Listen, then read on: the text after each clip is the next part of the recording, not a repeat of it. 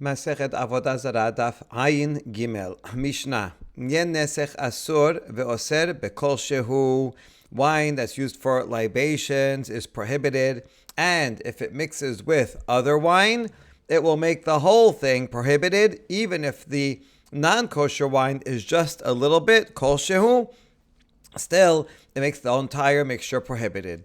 Now, it depends if it's its kind or not its kind. Yain beyain umayim bemayim bekol shehu. If prohibited wine falls into permitted wine or prohibited water. Let's say an idolater bows down to water. That will make the water prohibited. And if that mixes in with permitted water, in both of those cases, the entire mixture becomes prohibited, even if the prohibited wine, or in the other case, the prohibited water, is only a little bit, the whole thing becomes prohibited. However, yayin b'mayim umayim beyayin benoten ta'am.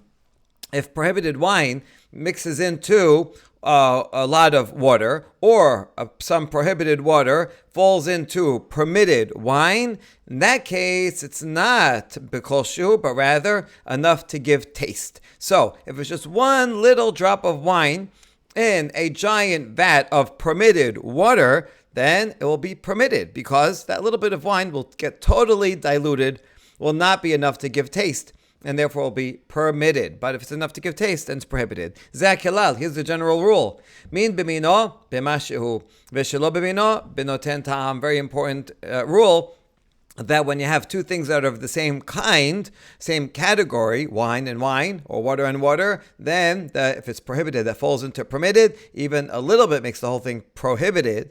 But if it's not the same kind, different taste, different name, different substance, then only if it's enough to give taste, then the whole thing is prohibited. But if it's not enough to give taste, because there's a contrast between the two things, and you can no longer taste the original prohibited part of it, therefore we say it's nullified. It's like it's not there, and the entire mixture then is permitted. We're going to see a few different statements in the name of Rabbi Yochanan, or you could say they're all the same statement of Rabbi Yochanan in three different versions. So Rabbi Yochanan said something, and sometimes his students would report it in slightly different ways. So this is Rav Dimi. When he came from Eretz Yisrael to Bavel, he said, in the name of Rabbi Yochanan, "Hame'areh yeh nesech mechavit lebor, afilu kol hayom kulo rishon rishon batel." If someone is pouring prohibited wine from a barrel into a cistern, so the barrel is smaller, the cistern is much bigger, so prohibited into permitted, even if he pours all day long, he gets a barrel and another barrel, and he continues pouring and pouring, we say the whole thing is permitted, because we say it's nullified little by little. So Rabbi Yochanan here is giving two chidushim. Number one, he says that if it's just a little bit of wine, prohibited wine, that falls into permitted, then it is batel. That by itself goes against our Mishnah. We're going to have to ask about that. But furthermore, he gives an extra chidush that we can say little by little. If you pour a little bit of wine, prohibition into permitted, it's batel. And now that's batel, the whole mixture becomes totally tahor. It's all permitted substance. So then you pour a little bit more in, and that also is batel. And you can keep pouring more and more prohibited in, until even if in the end, the prohibited substance is the majority, because you're pouring in all day long.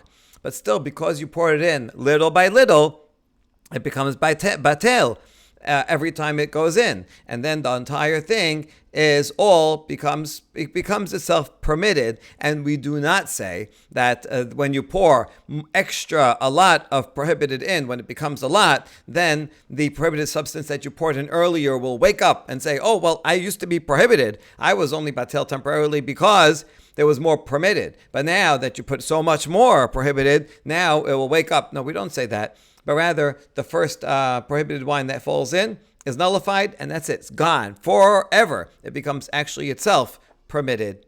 Tenan. My love, challenge against Rabbi Yochanan from our Mishnah that says prohibited wine. Wine is prohibited. Yain nesech is prohibited, and if it falls into something permitted, it prohibits it. Kol shehu. The Mishnah itself just says yain nesech asur.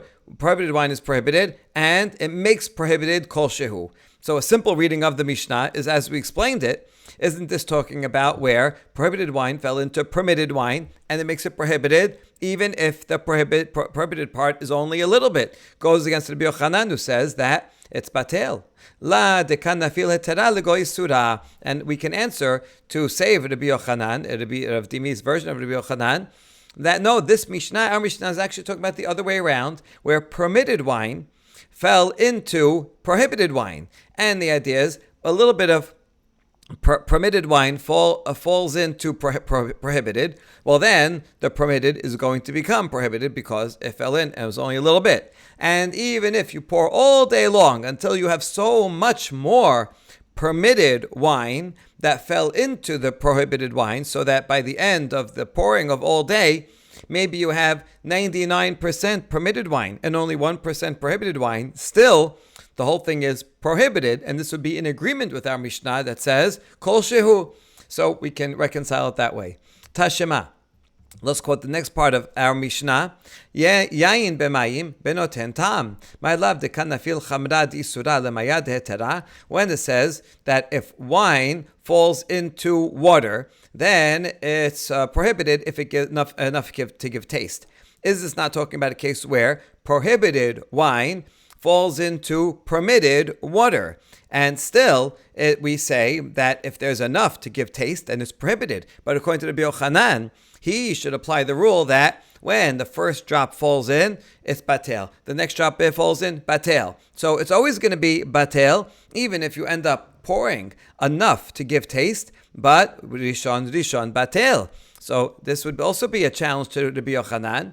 We answer la dekanafil chamra dehetera lemayad isura. No, when it says yain b'mayim, it's actually the prohibition is the other way around. It's permitted wine is falling into prohibited water. This is water that was used for idolatry. And so that when a little bit of wine falls in, it's overpowered by the majority, that is water, and becomes prohibited. And now the whole mixture is prohibited. And when a little bit more falls in, also of permitted, it also becomes prohibited. And so this is going to be consistent with Rabbi Yochanan, that even that as it falls in, it becomes prohibited. And so even though by the end you might put a lot of permitted wine, even more than what is prohibited, but because of the principle of Rishon Batel, even if it's a lot more permitted than prohibited material, but still it gets nullified to be prohibited. And so that principle is consistent with the Mishnah if we read the Mishnah in this way. Okay, fine. Let's accept that this is the interpretation. But if here you're talking about water that's prohibited water, so then the next line of the Mishnah also should be consistent and still be talking about prohibited water. And it says, Katani Sefa, Mayim beyayin benoten tam. If it says water, so that's prohibited water that falls into wine, enough to give taste. But that's a challenge against Rabbi Yochanan, because according to Rabbi Yochanan, if prohibited water falls into wine, then as soon as it falls in, it's going to be permitted, right? Because a little bit falls in, it's only a little bit of prohibited water falls into the wine, so we should say it's batel. And then even if you pour a lot, and ends up pouring a lot of prohibited water, even more, even if it's the majority, the whole thing should be permitted. And yet the Mishnah doesn't say that. It says no tentam. So this seems to contradict Rabbi Yochanan's ruling. Rav Dimi explains, no, I can tell you what our Mishnah means. All the three cases in the Mishnah are cases where something permitted falls into something prohibited. Veresha dekanafil chamra dehetera lemayad isura. Sefa dekanafil mayad dehetera lechamra deisura.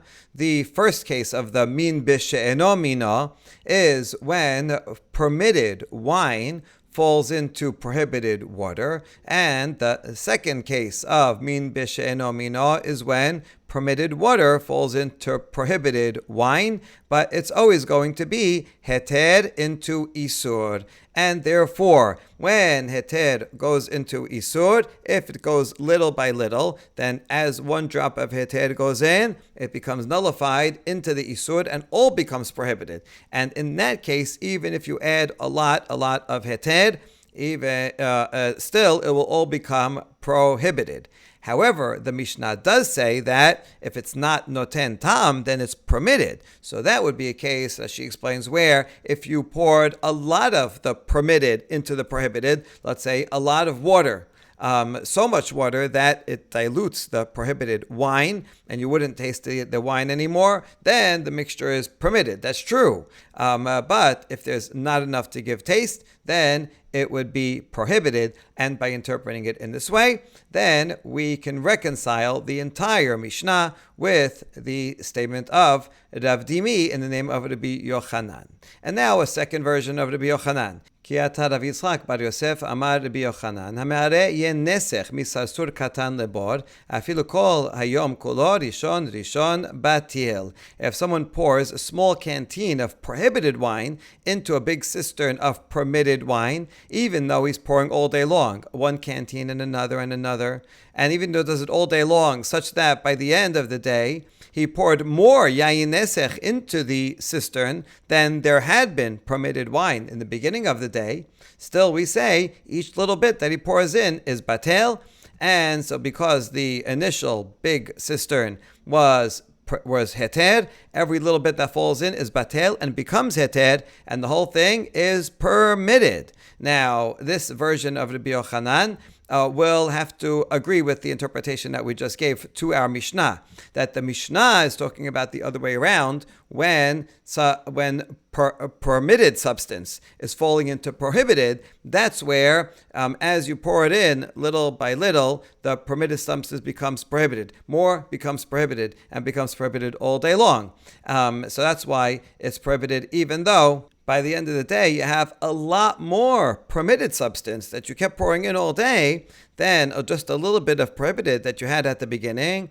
And nevertheless, the whole thing is prohibited. Not because min b'mino is not batel at all, but rather because in the Mishnah, you're pouring in the permitted into prohibited. So then you're pouring in little by little, the whole thing is going to end up being prohibited in that case. So min b'mino will not be batel in that case where permitted is going into prohibited, because the prohibited will remain prohibited even though so much more permitted is going in. But Rabbi Yochanan was talking about the opposite case where it's prohibited going into permitted, and there, because you started off with permitted wine and little by little it goes in, so then as it goes in, the whole thing will remain the whole thing will remain permitted, because that's what you started with in the cistern. Now, Rabbi Yochanan, in this version, is careful to say a canteen, because this principle is only true if he's using a canteen and pouring only a little bit of prohibited wine in at a time. It's because the stream is not big. But if he's using a barrel where the stream is significant, and he's taking a significant amount of prohibited wine and pouring it into the permitted cistern, well then that will overpower and make the whole thing prohibited. All right, that's the second version. And now third version, Kiata Ravin, before we had Rav Dimi, and we had Rav Yitzchak bar Yosef. So now we have Ravin, Amar Rabbi Yochanan, if we have yain nesech, that's prohibited, falls into a cistern of permitted wine, and also a pitcher of water that is permitted fell in. So now you have a mixture of three things: permitted water, permitted wine, and prohibited wine that falls into it. So now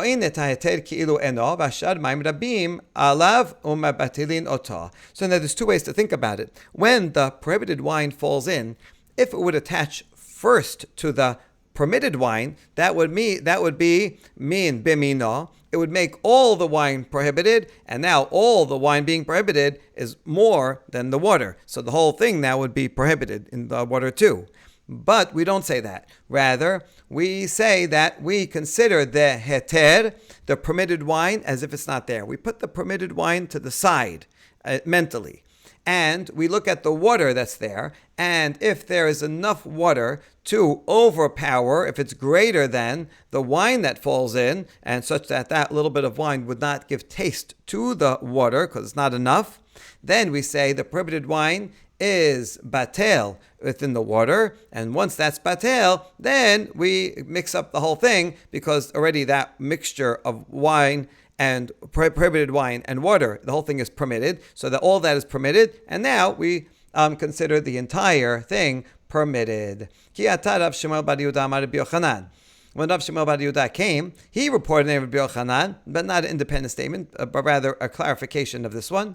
Lo shanu ela shenafal kiton shel mayim techila, aval lo nafal sham kiton shel mayim techila, masa min et mino ve'ne'or. This permission, this leniency is true only if the water fell in first and then the prohibited wine. But if you had the prohibited wine fall in first and then water, then no, that will not be good, because the wine mean of mino the mean will find its other mean, meaning the prohibited wine will find the permitted wine and all become prohibited because that came first and the water only comes after. So if the water comes after, then it can't retroactively undo the prohibited mixture that was already there. Okay. Now some have this statement of Rav Shmuel Bar Yehuda not as a clarification of Ravin's statement of Rabbi Yochanan, but rather as a fourth statement directly commenting on the Mishnah in the name of Rabbi Yochanan. And in that version it would read, Yain beyayin kol shehu. The Mishnah says, wine and wine, prohibited wine and permitted wine. So now we're reading it in a simple way, according to Peshat. Even a little bit of prohibited wine makes permitted wine prohibited. Amar Rav Shmuel Bar Yehuda Amar Rabbi Yochanan Lo shanu ela shelo nafal sham kiton shel mayim. Rabbi Yochanan says this, it's only going to make it prohibited if there was no water that fell in. Aval nafal sham kiton shel mayim lo netayeter kilo eno v'ashar mayim rabim alav ubatilin oto. But if water does fall in, then we can view the permitted wine as if it's not there, and then only examine the prohibited wine with the water that's permitted. And if there's enough water to be greater than the wine and enough to make it batel, then that prohibited wine will be batel in the water, and then the entire mixture is permitted, and we don't make the wine that's min b'mino. We don't say that little bit of wine makes the rest of the wine prohibited. Maika ben lidematne la amatnitin ben lidematne la aderabin. What would be a practical difference whether we read this statement of Rav Shmuel Bar Yehuda, if we read it as a statement on Rabbi Yochanan up here, of what he said in the name of Ravin, or if we read it as a commentary on the Mishnah directly? Man de matni la matnitin la ba'etechila. Man de matne la aderabin ba'etechila. If you read it going on the Mishnah, then it doesn't matter which one comes in first, because that the whole statement is just directly on the Mishnah, and so there's no further clarification, which means even if the prohibited wine falls into permitted wine first, and therefore at that point it makes it all prohibited, and water comes in afterwards, we can say the water that falls in afterwards will retroactively tell the prohibited wine, hey, mix with me. And you're mixing with me, that is permitted, and then the whole thing is permitted. And so it doesn't matter what order it falls in, it still would work and make it all permitted. But if you say that the statement is going on to Rabbi Yochanan, so then it has to be saying something new. Well, what is it? What new is it saying that Ravin didn't already say? Well, in that case, what he's adding is that the order does matter. So if we put it on, if we make a statement on Ravin's version of Rabbi Yochanan, then that means the order matters. Only if the water fell into the permitted wine first, so it's there, the whole thing is permitted, and then prohibited wine falls in, we'll say that the prohibited wine will first find the water, be batel, and will not find the wine. But if the prohibited wine fell into the wine first, then all becomes prohibited, and the water that comes after will not be sufficient, will not retroactively make it permitted. Itemar, yenesech shenafal lebor v'nafal sham kiton shel ma'im. So now we have a case similar to the one that we just mentioned, that we have prohibited wine that falls into permitted wine, and also a pitcher of permitted water falls into it. And the question is, what's the order in which it would be permitted or prohibited? Amar Chizkiah, Higdilu be'isur asur, higdilu beheter mutar. So Chizkiah said, if the prohibited substance is what makes it increase, meaning that it's the prohibited that falls in last, then it's prohibited. You follow whatever falls in last. So you have the cistern of permitted wine, and then falls into it permitted water. And all that is there first, and then the last thing that comes in is prohibited wine, then the whole thing is prohibited. But if what makes it increased is permitted, meaning the water falls into it last, then the whole thing is permitted. Rabbi Yochanan amar afilu higdi lo be'isur mutar. Rabbi Yochanan, in accordance with one of the interpretations that we saw above, says it doesn't matter even if the prohibited substance falls in last.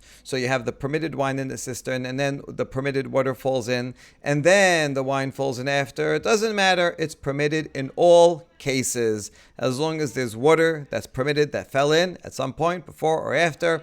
The mixture is permitted. Amar le Rabbi Yirmiyah Rabbi Zara lema Chizkiah Rabbi Yochanan b'flugta Rabbi Eliezer v'Rabbanan kami palge.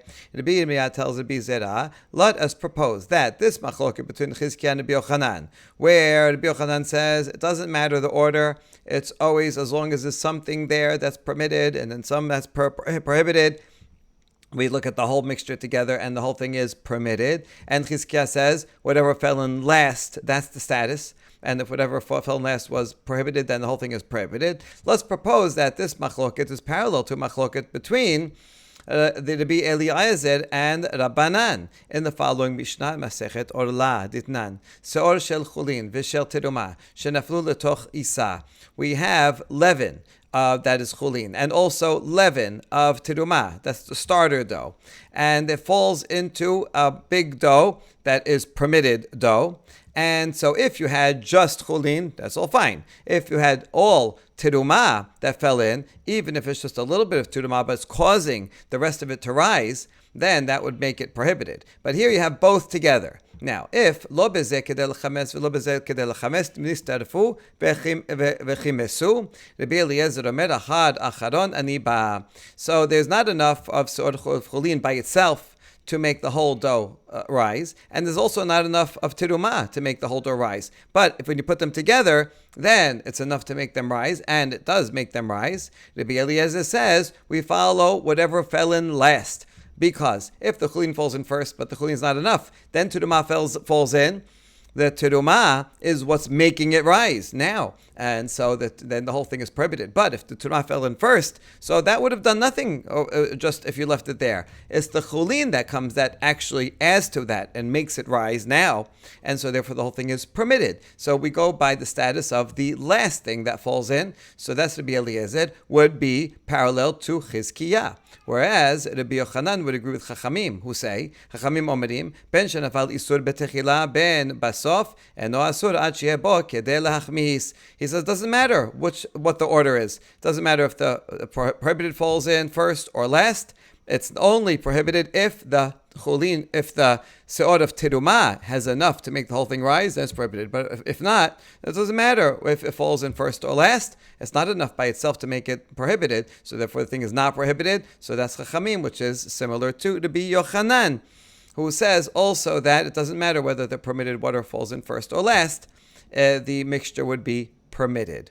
V'tizbera. Now, does this make sense that these two machalokot are really parallel? V'hamar Abaye lo shanu ela shekadam v'sileket ha'isur, aval lo kadam v'sileket ha'isur asur. Abaye said that when does Rabbi Eliezer say that when the prohibited falls in first and then the permitted falls in second, that the whole thing is permitted? That's only if he first remove the prohibited substance. That is the teruma leaven fell in, and there's not enough to make it rise. And he removed that leaven, and after that, the permitted leaven falls in. Then the mixture is permitted. But if he left the teruma in there, even though it fell in first, The whole thing is prohibited. In this case, Chizkiah damar keman. Who does Chizkiah follow? Chizkiah will be more stringent than Chachamim, but less stringent than Rabbi Eliezer. And so he would have nobody to follow. So rather, the machloket is not parallel. Instead, Chizkiah and Rabbi Yochanan are disagreeing with a different principle of whether, considering, can we consider the permitted wine to be separate, and that the prohibited wine and the permitted water will mix with each other first. L'chizkiah let leroin, the Rabbi Yochanan eat leroin. Chizkiah does not hold of that principle. He does not say that we can consider the prohibited wine to be the permitted wine to be separate, and therefore, if the permitted wine is already there, then it's going to become prohibited when the prohibited wine goes into it. Whereas according to the Rabbi Yochanan, he says it doesn't matter the order, and even if you have permitted wine there first, and then prohibited wine falls in second, and at that point it's going to be prohibited. But when the water falls in, we can do ro'in and consider the permitted wine to be as if it's not there. And now the prohibited wine will get diluted by the water, permitted water, and then we can bring the wine back in, and the whole thing will be permitted. Now, is this true that Rabbi Yochanan has this principle, that we can set aside the permitted wine? But Rabbi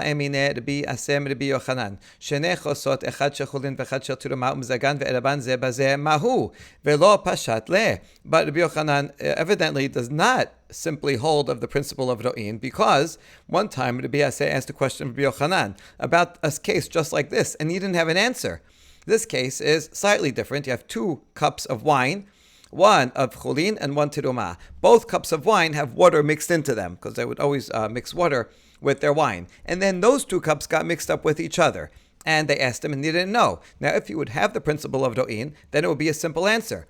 We would consider the tiruma wine as if, we would consider rather the chulin wine as if it's not there. And then the water would dilute the tiruma wine, and then we mix it back all together, and the whole thing would be permitted. But Rabbi Yochanan didn't give an answer. He didn't know. So that means Rabbi Yochanan does not agree with the Ro'in principle. And the answer is mikara la pashat le lebaso pashat le. You're right. He only learned this in time. At first, when they asked him that, he didn't know the answer. But then later on, he looked into it, and he decided, yes, we have Ro'in. And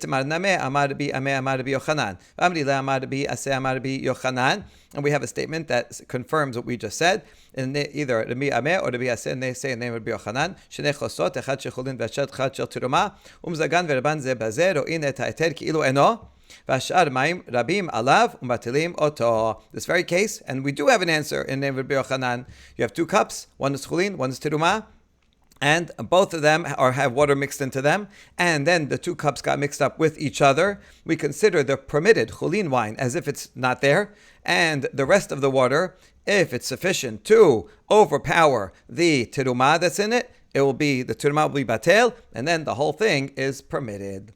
Finally, zeha kilal min b'mino b'mashu shelo b'mino b'noten ta'am. The Mishnah gives a general principle that anytime you have the same substance, then it's going to prohibited and permitted. The whole thing will be prohibited, even if it's only a little bit of prohibited substance. But if it's not of the same type, then it's only prohibited if it gives taste. Now, the Mishnah added a zeha kilal. It already gave examples of it and then gives a general principle. So it's coming to add something. Rav Ushmel damre tarvayu kol isuin shabbat Torah b'minan b'mashu shelo b'minan b'noten ta'am. Zeha kilal le'atu yemai le'atu yeh kol isuin shabbat Torah. Rav and Shmuel in Bavel, they both agreed that regarding all deoraita laws that are prohibited, all prohibited prohibitions deoraita, if it's mean b'mino mashu, if it mean b'shelo mino b'noten tam, applies to all prohibitions. And the zeh kilal, the generality in this Mishnah is coming to include all prohibitions. It's not only talking about yain nesech. The example in the beginning of the Mishnah was about yain nesech, and then the klal comes to say this is true of all the oraita prohibitions. Rabbi Yochanan ben Shakish damre tavayu kol isun shabbat Torah b'minan ben b'shelo b'minan b'noten ta'am chutz mitebel ve'yayin nesech b'minan b'mashu v'shelo b'minan b'noten ta'am v'zeh kelal la'tuyeh tebel. Rabbi Yochanan ben Shakish in Eretz Yisrael, they said regarding all prohibitions in the Torah, whether it's min b'mino, whether it's min b'sheno mino, noten tam. That's the rule. It's a lot more lenient. There's only two exceptions. Tebel and yain nesech. Yain nesech is what the Mishnah said in the beginning of the Mishnah, and tebel, the produce that you didn't take terumah from. Beminan, if it's min b'mino, then those two things are b'mashu. If it's min b'sheno mino, like wine in water, then it's noten ta'am. And according to them, the zeh kelal is coming to include just one thing, only tebel.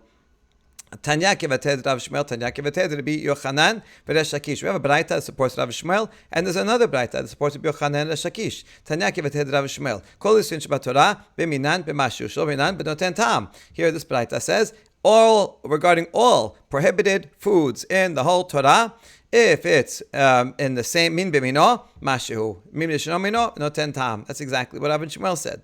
Tanya kivated Rabbi Yochanan Resh Lakish. Kol Yisrin Shabbat Torah, ben b'minan, ben b'shelo b'minan, b'noten ta'am. Chutz mitebel v'yen nesech.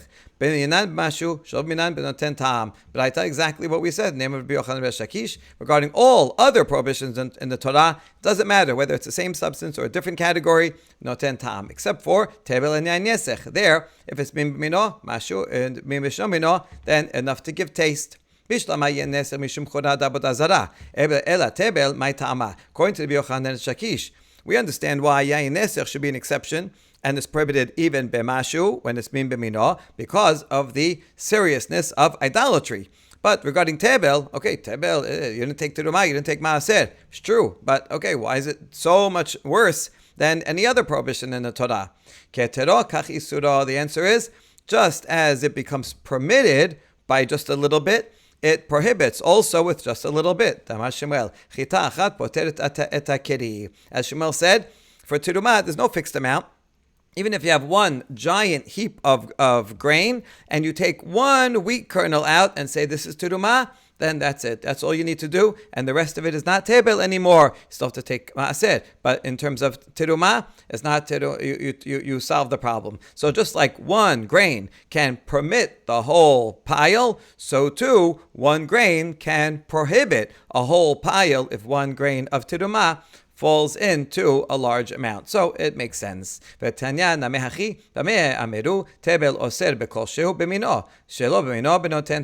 braita that supports the fact that tebel is special, because the braita says, when do we say that something is that tebel is prohibited? Kol shehu, only if it's min b'mino. But if it's min b'sheno mino, then it's only enough to give taste. Baruch Adonai le'olam. Amen ve'amen.